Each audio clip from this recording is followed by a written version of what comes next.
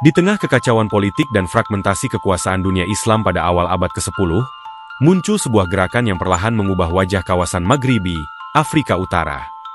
Gerakan ini dipelopori oleh Syiah Ismailiyah yang bertujuan membangun sebuah kekhalifahan yang didasarkan pada klaim keturunan langsung dari Fatimah Az-Zahra, putri Nabi Muhammad. Syiah Ismailiyah sendiri merupakan salah satu cabang dalam Syiah yang memiliki akar teologi dan sejarah dalam perkembangan Islam pasca wafatnya Imam Ja'far al-Shadiq, imam ke-6 dalam tradisi Syiah. Ismailiyah merupakan nama yang merujuk pada Ismail bin Ja'far, yakni putra tertua Imam Ja'far al-Shadiq yang dianggap sebagai imam ke-7 oleh pengikut Syiah Ismailiyah. Berbeda dengan cabang Imamiyah, sering disebut Syiah 12 imam, yang mengakui Musa al-Kazim, putra lain dari Imam Ja'far al-Shadiq sebagai imam ke-7. Syiah Ismailiyah kemudian berkembang menjadi beberapa cabang, seperti Fatimiyah, yang mendirikan kekhalifahan Fatimiyah, Nizari, yang terkenal dengan kelompok Assassins atau Hashashin, dan Mustaliyah, yang berfokus pada keturunan Mustali, cabang lain dari garis imamah Ismailiyah. Berawal dari pergolakan politik dan perebutan kekuasaan di era Abbasiyah, dinasti Fatimiyah lahir dari perlawanan golongan Syiah yang menentang kepemimpinan Sunni Abbasiyah. Proses pendirian dinasti ini dimulai di tengah dominasi dinasti Aglabiyah, yang saat itu memerintah wilayah Ifriqiya atas nama Kekhalifahan Abbasiyah. Dalam konteks inilah, muncul gerakan bawah tanah yang dipimpin oleh Abu Abdullah al-Syi, seorang dai Syiah Ismailiyah yang berhasil menjalin hubungan erat dengan suku-suku Berber Kutama.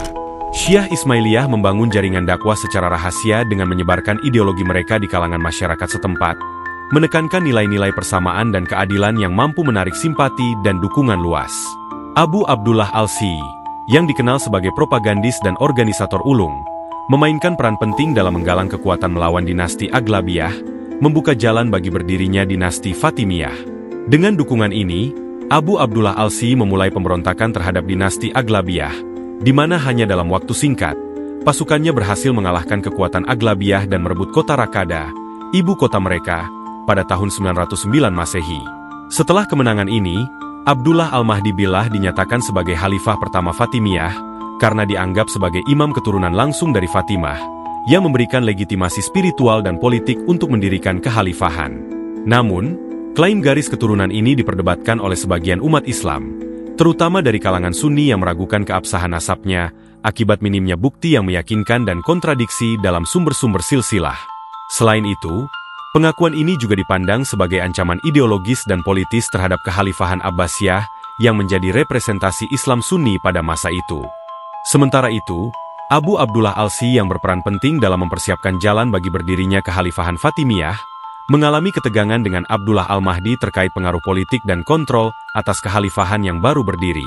Ketegangan ini berakhir tragis dengan pembunuhan Abu Abdullah atas perintah al-Mahdi, yang merasa posisinya sebagai imam dan khalifah, terancam oleh popularitas serta kekuatan Abu Abdullah di kalangan suku Berber Kutama, yang sebelumnya menjadi pendukung utama pemberontakan. Setelah peristiwa ini, Abdullah al-Mahdi mendirikan ibu kota baru bernama Al-Mahdiyah di pesisir timur Tunisia. Kota ini dirancang dengan benteng-benteng kokoh yang menjadi simbol kekuatan dan pusat pemerintahan kekhalifahan Fatimiyah, sekaligus perlindungan dari ancaman luar.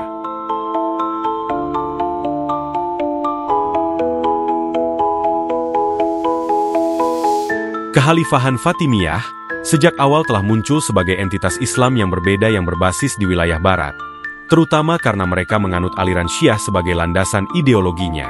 Berbeda dengan Abbasiyah di Baghdad dan Umayyah di Cordoba, yang keduanya menganut Islam Sunni sebagai dasar ideologi dan lebih berfokus pada konsolidasi kekuasaan melalui pendekatan yang beragam.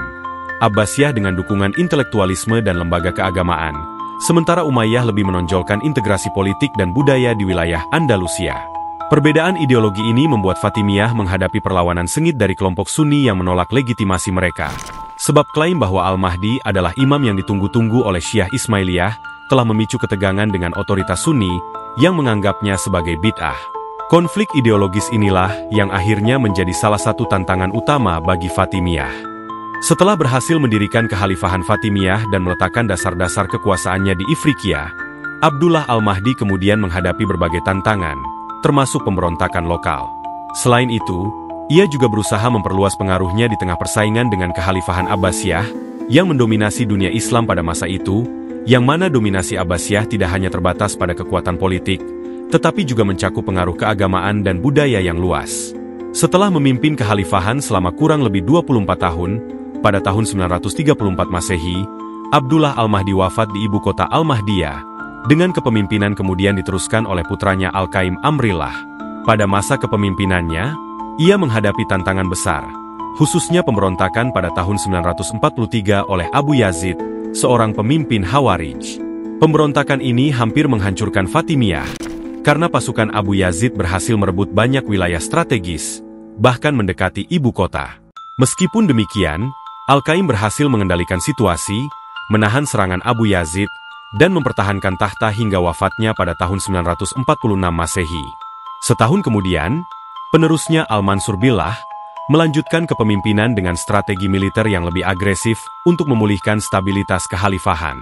Ia berhasil mengalahkan Abu Yazid pada tahun 947 Masehi dan mengakhiri ancaman besar pemberontakan Khawarij, menandai pemulihan kontrol kekhalifahan Fatimiyah di wilayah Maghreb.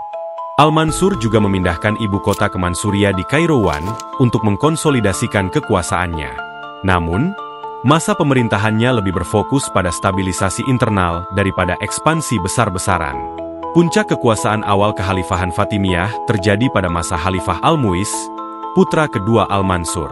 Al-Mu'iz adalah seorang pemimpin yang ambisius, yang mana pemerintahannya tidak hanya pulih dari gejolak sebelumnya tetapi juga mulai memperluas pengaruhnya keluar wilayah Maghreb. Salah satu langkah besarnya adalah membangun kekuatan ekonomi dan militer yang kuat, terutama dengan mengontrol jalur perdagangan Trans-Sahara dan wilayah pesisir Afrika Utara. Setelah itu, ia mulai mengarahkan perhatiannya ke Mesir, wilayah yang sangat penting dan strategis, terutama dari segi ekonomi. Mesir dipandang sebagai jantung dunia Islam, menghubungkan Afrika dengan Asia, sekaligus sebagai pusat perdagangan yang kaya. Pada tahun 969 Masehi, pasukan Fatimiyah di bawah komando Jenderal Jauhar Al-Sikili berhasil menaklukkan Mesir dari dinasti Isyidiyah tanpa perlawanan besar, yang saat itu berkuasa atas nama Kekhalifahan Abbasiyah. Setelah penaklukan tersebut dan berhasil menguasai Mesir, Al-Mu'iz kemudian memindahkan ibu kota kekhalifahan pada tahun 973 ke kota baru, yang didirikan oleh Jenderal Jauhar Al-Sikili atas perintah sang khalifah pada tahun 970, di mana kota ini kemudian dikenal dengan nama Kairo. Di bawah pemerintahan Khalifah Al-Mu'iz, Fatimiyah melanjutkan ekspansi dan mulai membangun struktur administratif yang kuat untuk mengelola wilayah yang luas. Kairo tidak hanya menjadi pusat kekuasaan politik, tetapi juga pusat intelektual yang berkembang pesat. Keberhasilan ekspansi ke Mesir menandai transformasi Fatimiyah dari kekhalifahan regional di Afrika Utara menjadi salah satu kekuatan besar di dunia Islam, menyaingi Abbasiyah di Baghdad dan Umayyah di Andalusia. Adapun koin pertama yang diterbitkan oleh kekhalifahan Fatimiyah adalah dirham perak yang dicetak pada tahun 910 Masehi, tak lama setelah Abdullah Al-Mahdi mendeklarasikan dirinya sebagai khalifah pertama. Koin ini memiliki kaligrafi Arab yang memuat syahadat dan nama sang khalifah dengan gelar Al-Mahdi, menegaskan klaim mereka atas kekuasaan yang sah. Selain dirham, Fatimiyah juga menerbitkan dinar emas, terutama setelah kekuasaan mereka meluas ke Mesir. Koin ini tidak hanya berfungsi sebagai alat ekonomi, tetapi juga sebagai simbol kekuatan dan legitimasi kekhalifahan. Selama pemerintahannya, Al-Mu'iz memerintahkan pembangunan Masjid Al-Azhar dan Istana Kekhalifahan yang menjadi pusat pemerintahan di Kairo. Selain itu, sistem air dan irigasi serta pembangunan pasar-pasar besar juga mencerminkan bagaimana ia memandang Kairo sebagai simbol kekuasaan dan pusat ekonomi.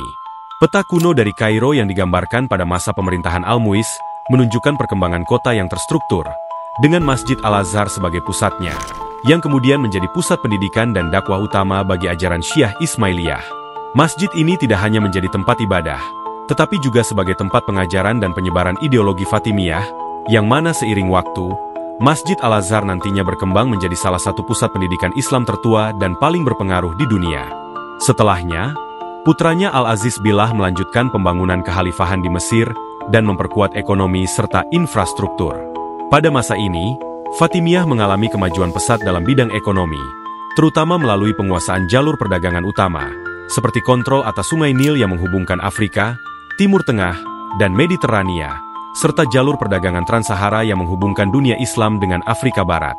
Di masa Al-Aziz, kota-kota seperti Kairo dan Alexandria menjadi pusat distribusi barang-barang mewah, seperti rempah-rempah, sutra, gading, dan emas, di mana perdagangan ini membantu pendanaan berbagai proyek besar, serta infrastruktur lainnya.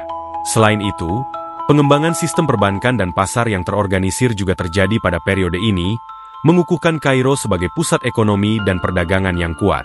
Juga pada masa pemerintahan Khalifah Al-Hakim, Fatimiyah mengalami kemajuan dalam bidang seni, arsitektur, dan ilmu pengetahuan. Pada masa ini, dinasti Fatimiyah dikenal sebagai patron besar seni dan arsitektur, dengan Kairo yang dirancang sebagai simbol kejayaan kekhalifahan.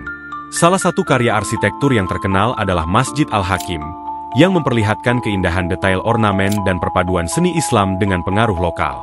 Selain itu, Darul Hikmah yang didirikan pada masa pemerintahan Al-Hakim menjadi lembaga terkemuka yang berfungsi sebagai pusat pembelajaran dan penyebaran ideologi Syiah Ismailiyah, di mana lembaga ini menjadi tempat berkumpulnya para ilmuwan, cendekiawan, dan penerjemah dari berbagai belahan dunia Islam.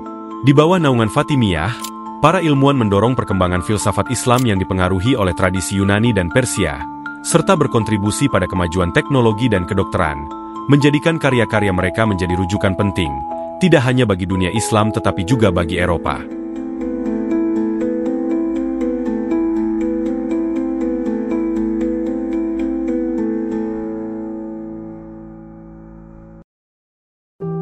Pada awal abad ke-11, munculnya dinasti Seljuk menandai babak baru dalam persaingan hegemoni dunia Islam, terutama dalam menyebarkan ideologi.